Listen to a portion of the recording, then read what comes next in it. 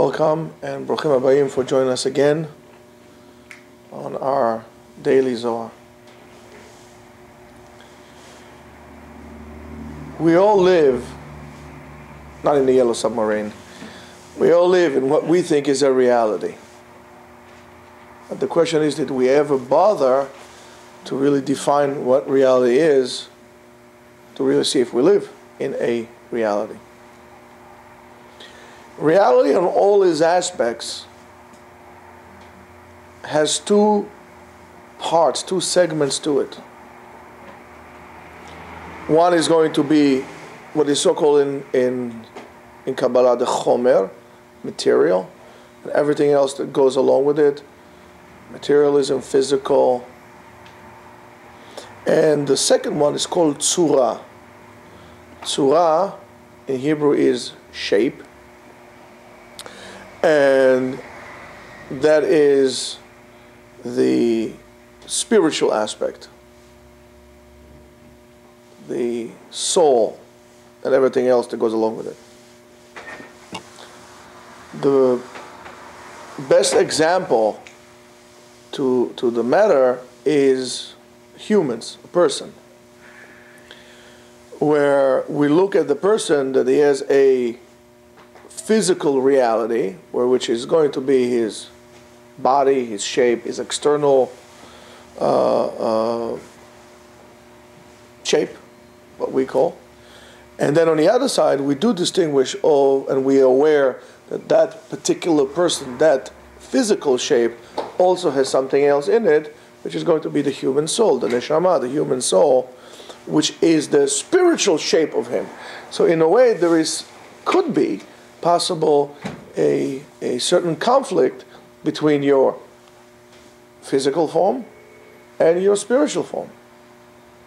In one hand, you might look maybe big physically, but spiritually very small, and the other way around. Sometimes it would be a certain level of imbalance, and let's see now, or sometimes it will be balanced. We don't know really how those things work, and that's what we're trying to find out here.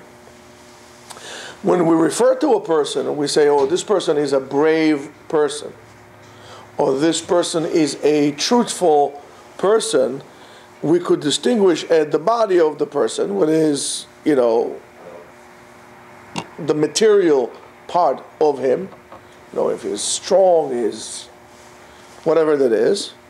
And we could also refer to, when we say this person is gibor, is a hero, is mighty, he's this, we could refer to the spiritual part of him. And let's try to see exactly what does that mean. When we refer to the physical form of the person, the guy lifts weights, he has certain physiological gifts or criteria that allow him to be broader, bigger, and so on and so forth. But yet sometimes we see those heroes that get medals, Congressional Medal of Honor and Bravery and Silver Star and Bronze Star and all those different medals, not necessarily are the biggest guys physically, but yet there was something in them that caused them this act of heroism, for example, in a battlefield, and that we call him a gibor, a hero. When that happens in Lashon HaKabbalah, we say that the light or the filter, again, I call those attributes as filters, because one has to understand the light that comes from HaKadosh Baruch Hu is one, is bright, is clear, if you can use those terms, but I'm just using it to. And imagine that there is this beam of light, this huge projector of light that shines, constantly, and then you take different filters and you put it on the lens. At one time it will be a red filter, and the light that will come up will be red. Something will be a green filter. It's a similar concept like they do in the Empire State Building, when they change the colors all the time. It's different filters on the light. The light source itself does not change. The filters change. So when we say that the person became a hero, not in a physical way, but spiritually, means that the filter of gvura, heroism, what we call mitlabesh, fits on him or came upon him, and that in return created him or allowed him to become the hero that he was by certain acts. In other words, we took the spiritual aspect and then we turned it into a physical aspect of, doing something brave or of that sort. And by doing so, he becomes what he becomes. He becomes that hero. Another point of reference in the concept of mystical Judaism is that there's no such thing as going to be completely physical. There's no something that is going to be completely spiritual. Every chomer, every materialistic object has a tzura in it, has a spiritual aspect to it. Everything. The different levels, and we see the different levels, but everything has a spiritual aspect in it. We call it a divine spark, call it whatever you want. You would find this, for example, this greater awareness to such things, for example, in what we would refer to in our arrogance at quote-unquote primitive cultures, when they would have respect for all things. We don't really care about anything of the spiritual, in return also disregard anything, any object. We don't care about most of the things besides ourselves, because we are unable to connect spiritually to that divine spark that resonates on that object, whatever that object would be. It could be anything from a stone to a human and everything else in between. Everything has that tzura, that spiritual shape in him. Even though they are complete opposites, almost like East and West, you have to have both of them. Sometimes more than the other, and you'll see exactly what happens, but we'll see what happens now, which is very fascinating. That unification, that connection between physical and spiritual creates a most magnificent thing, and that creates our world, the universe, us, our feelings, emotions, and so on and so forth.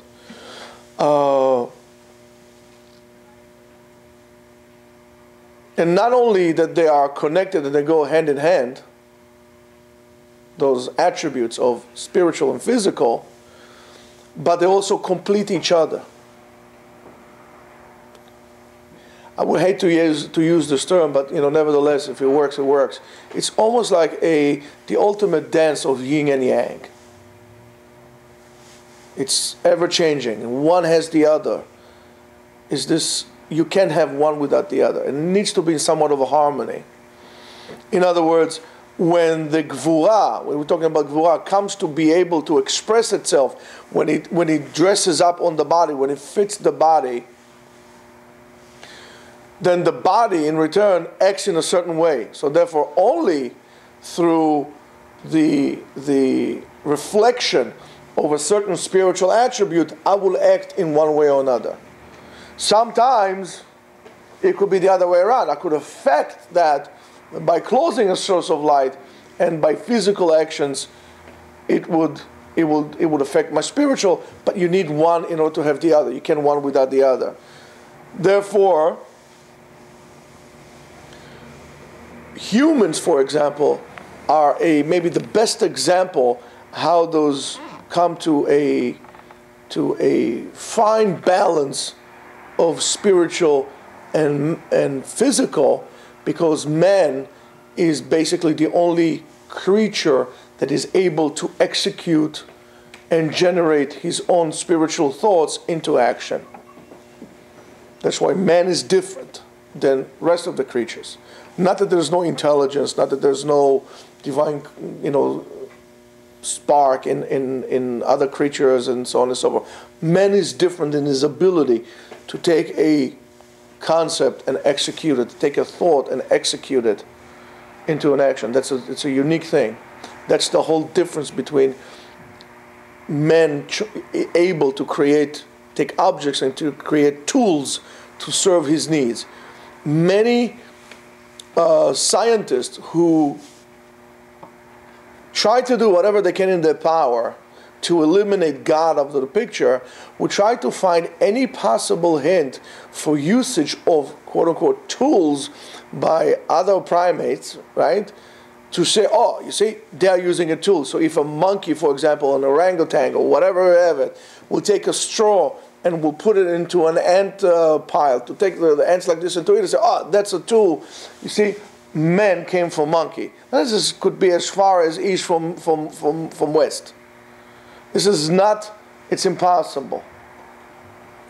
And again, you can use science, or science should be used to explain and to understand God better in the world, not to use it to take God out of the picture.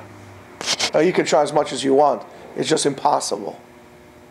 Because whether you like it or don't like it, He's always there. And if you push Him, He'll come to you again. You can't get rid of God.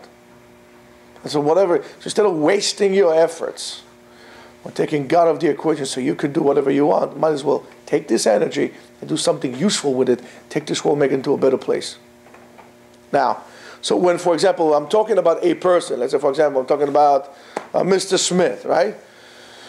I don't refer to his flesh, to his skin, to his bones. I refer to his essence, to his entity. And according to what we said previously, when I refer to Mr. Smith, I refer to the tzura, the shape, the spiritual shape in him, not to his physical body. Because you do know that we do change. Look at your pictures if you're old enough. Look at your pictures from 30 years ago, or from 30 years ago, or 40 years ago, and it looks like a totally different person. Many times when you look at the mirror, you do see another person, you don't see really yourself. Because yourself is not that flesh and bones and skin. Yourself is something else. We always say, when I say, for example, my head hurts. And therefore I will tell you, my car is white, therefore this car belongs to me. So that my car, and I give you an indication, my car is white. But if I will tell you my head hurts, the question will be, who are you?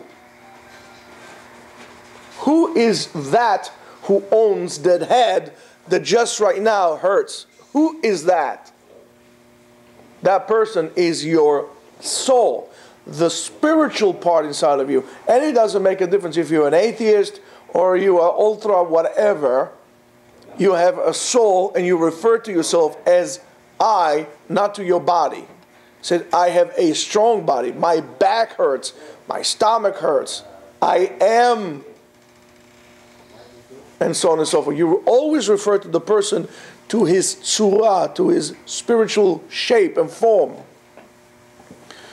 And that shape would include his qualities, his the way he conducts himself, his outlook, and so on and so forth.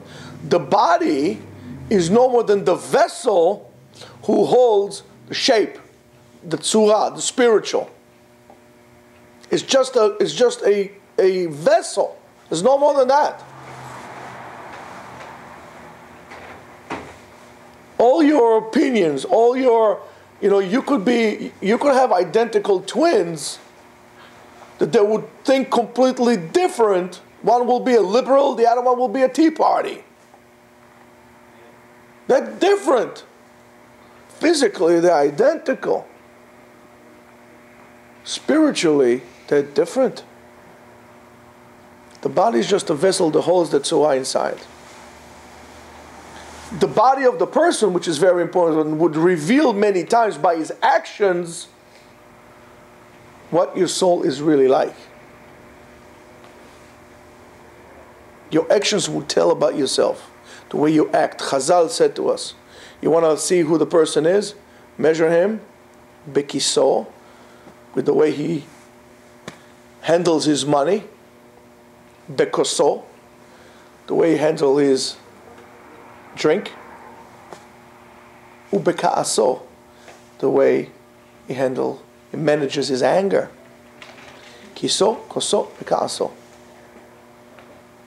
These are only external actions that will tell me a lot about who you are. If yesterday we spoke about micro expressions, we can continue in that trend. Your body would reveal a lot about what you say. If you, for example, say something that is not so true, you would feel a little uncomfortable. People would, without even knowing if it's true or not, will pick up on this dishonesty of your statement because your body reveals what you really have to do inside. It's a reflection of that inside. So, for example, since it's the vessel, and it would reflect all my spiritual powers, the total sum of all my spiritual power would manifest themselves one way or another through my actions. That's what Chazal says. Give tzedakah. In a way, also train yourself. Train yourself by your actions, affect yourself also spiritually inside. But you could determine a lot about a person. You want to see who the person is, look how he drives.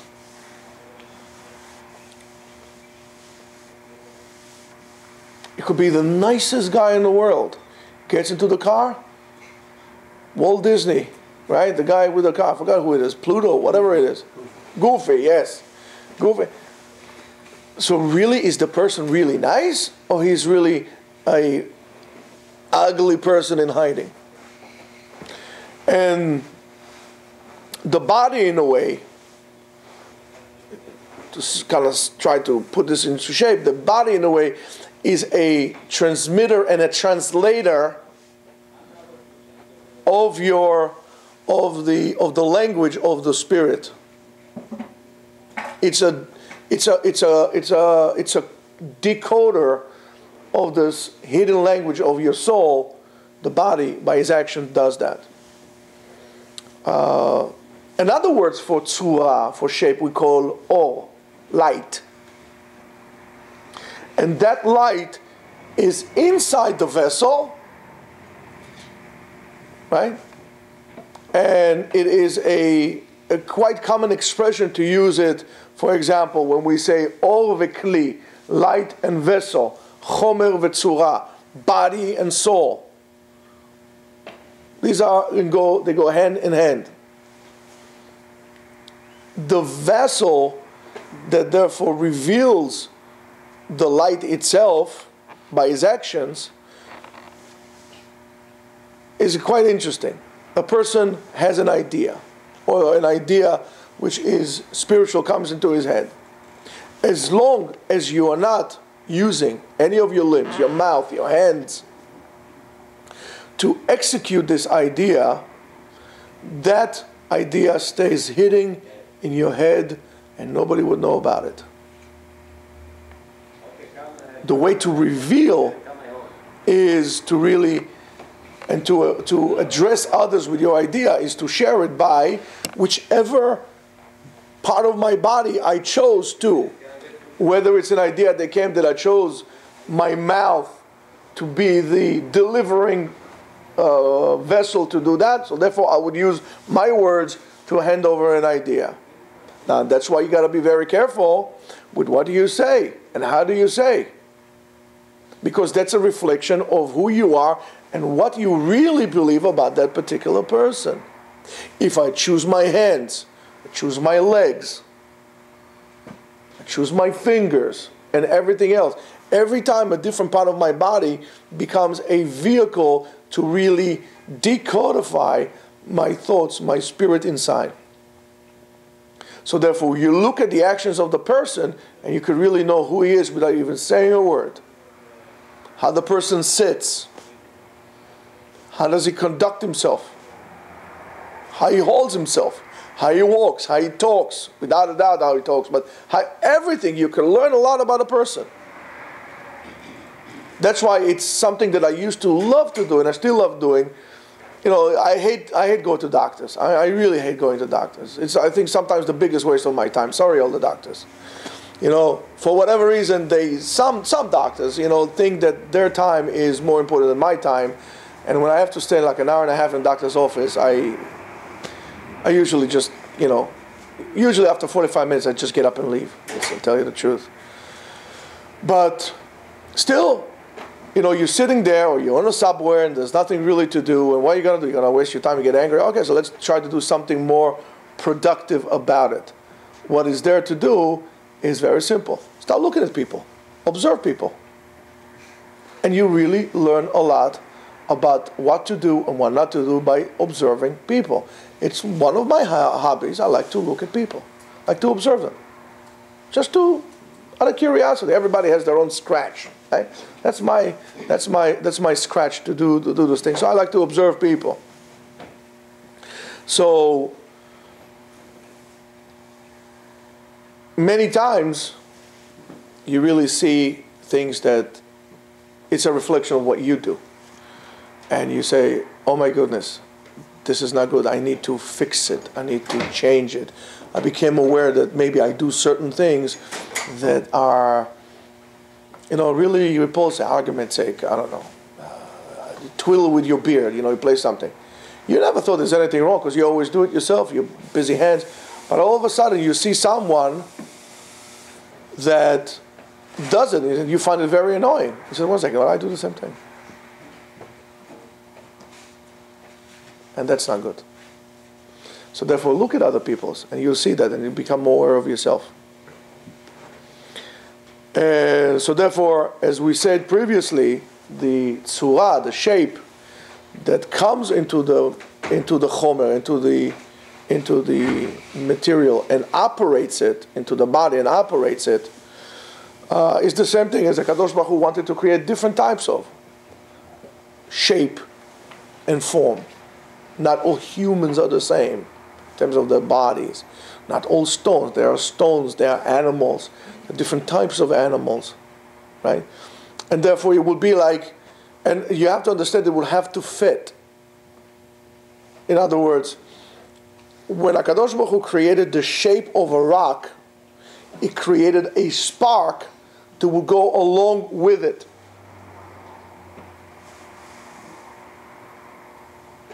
And if I would need to elevate that by action of me, because it's kind of, you know, so therefore a different spark will have to come in and elevate it as well.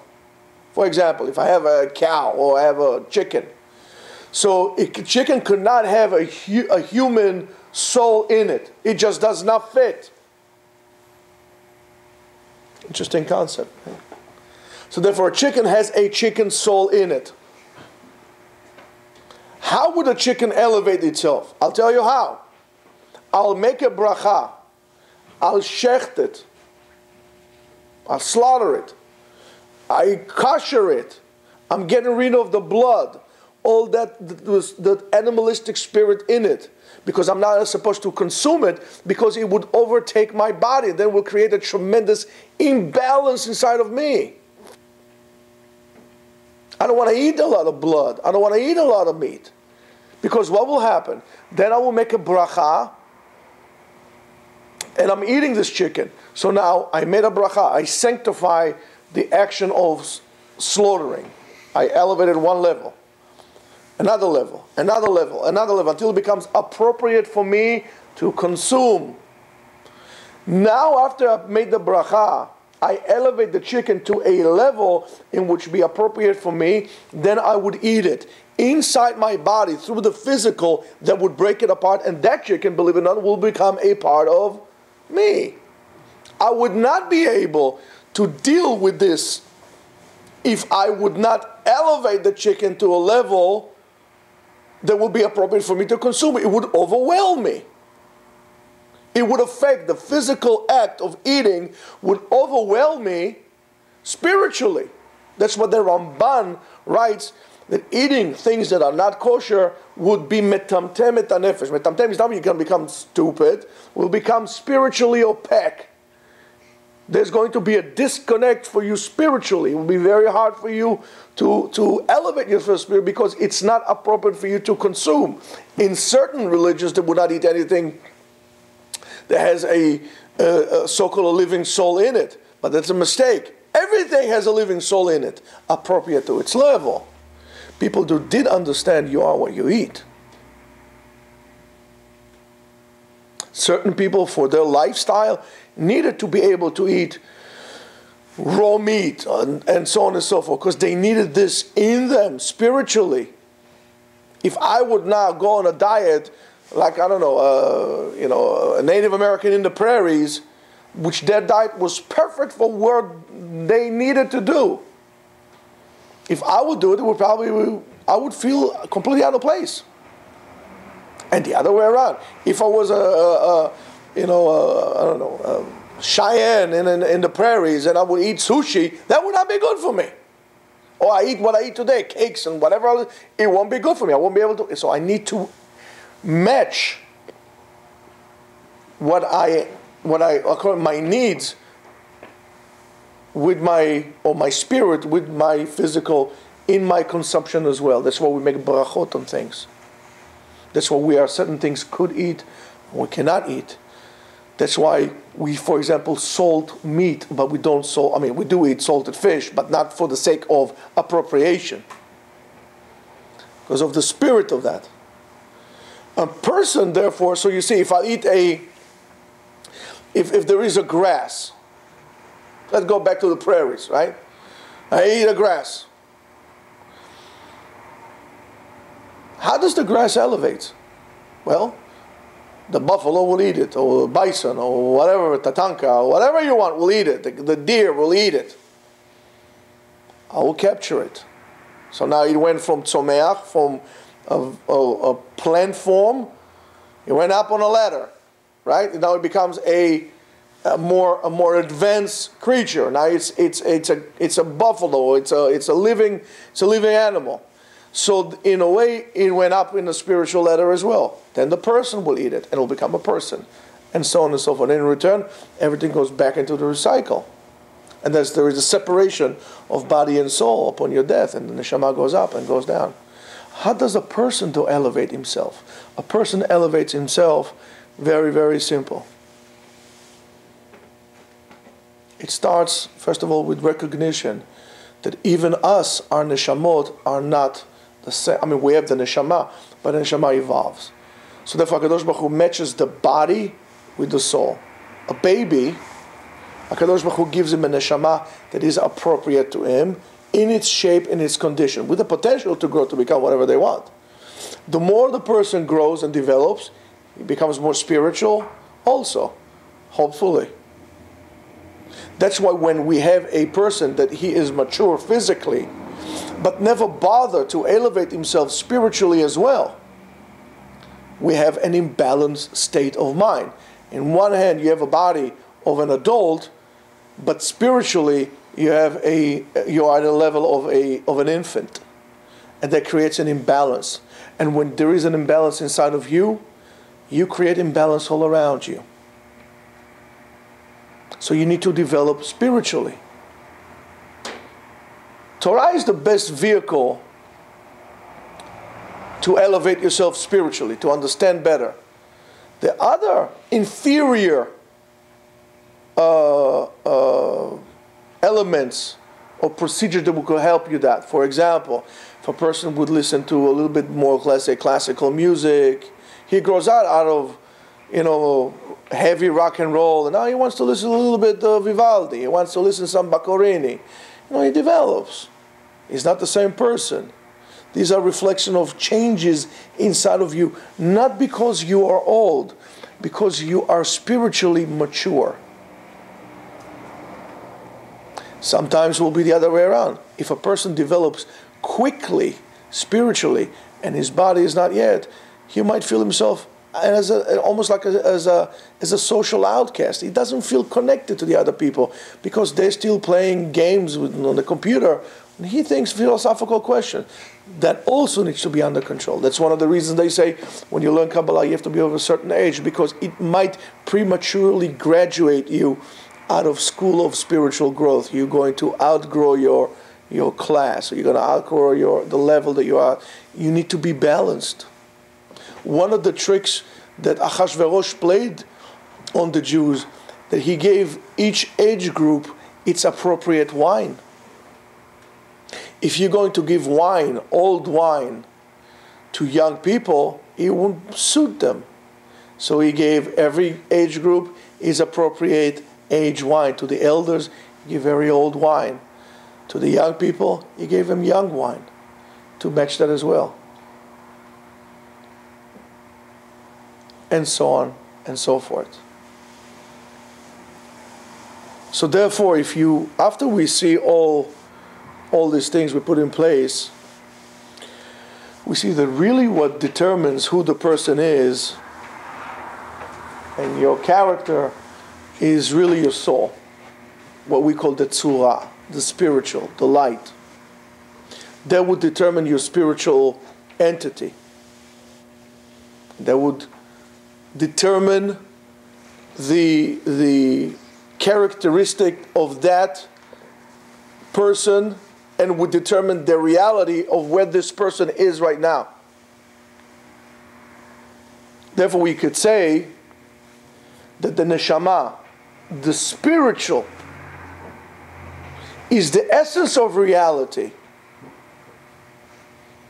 Your reality is, where is your neshama at this point?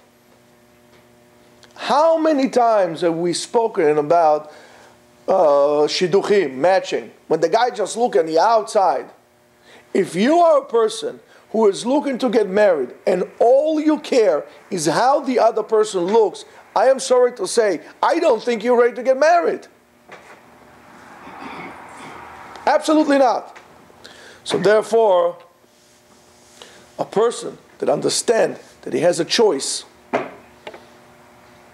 and that's why the recognition of choice is great in Judaism, should realize that he wants to grow and develop. We said that everybody wants to get better in everything they do, business and so on and so forth. Very few people says, I want to get better in spirituality, I want to become a better person. So therefore, when you understand that, your best instrument to do that, the best way to do that, is through self-contemplation. That's called tshuva. And tshuva still needs some fuel, and that is Torah and mitzvot. So Rabotai, change your reality. It's not a virtual reality. Stop living in virtual reality. Real reality. Reality is you have to invest in your soul. And the best commodity, the best transaction is the money of the spiritual world is Torah and mitzvot. Set yourself time to learn. Be more careful. Be mechabed habriot. Respect people. Pay attention to what you do. And never stop learning Torah.